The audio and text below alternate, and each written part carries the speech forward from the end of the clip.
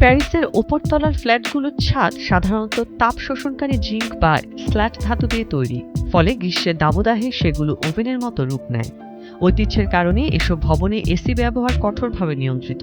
স্থানীয়রা দিনের বেলা জানালা দরজা পুরোপুরি বন্ধ রেখে এবং রাতে ঠান্ডা বাতাস চলাচলের ব্যবস্থা করে এই অসহনীয় তাপমাত্রার সাথে টিকে থাকেন।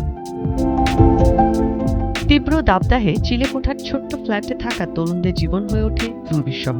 ছাদের ঠিক নিচে অবস্থিত হয় ঘরগুলো পরিণত হয় তপ্ত চুলায়। তীব্র গরমে প্যারিসের ওপরতলার ফ্ল্যাটে এক তরুণের টিকে থাকার গল্প শুনবো আমরা। প্যারিসে যখন তীব্র দাবদাহ ছিল, তখন 21 বছর বয়সী সুইস আমেরিকান ইউলিস জাকারির মনে হলো তার ছাদের উপরে ছোট্ট ফ্ল্যাটটিতে আর বসবাস করা যাচ্ছে না।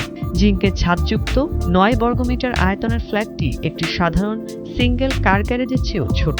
তাপমাত্রা 40 ডিগ্রি সেলসিয়াস ছাড়িয়ে যাওয়ায় তার এই স্টুডিও ফ্ল্যাটে সাবান গলে যাচ্ছিল এবং ওয়াইনের বোতলের ভেতরের চাপে কর্কগুলো বেরিয়ে আসতে শুরু করে।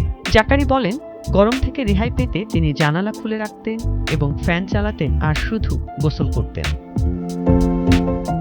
জাকারি এমন এক ধরনের ফ্ল্যাটে থাকেন যাকে ঐতিহ্যগতভাবে শ্যাম্ব্রো দি বন বলা হয়। এটি অতীতে বৃত্তবানদের বাড়িতে গৃহকর্মীদের থাকার ঘর হিসেবে ব্যবহৃত হতো।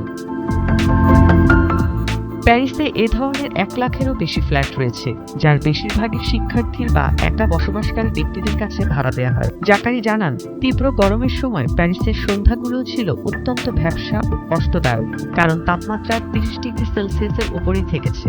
এ সময় গরম থেকে বাঁচতে জাকারি জানালার কাঁচে ফয়েল লাগাতো, যা সূর্যের তাপকে প্রতিফলিত করে দূরে সরিয়ে দেয়। এছাড়া পরিস্থিতি যদি এমনই থাকে, তাহলে প্যারিস প্রায় বসবাসের অযোগ্য হয়ে পড়বে বলে জানান জাকারি। অর্ণব নাসির, ভোরের কাগজ।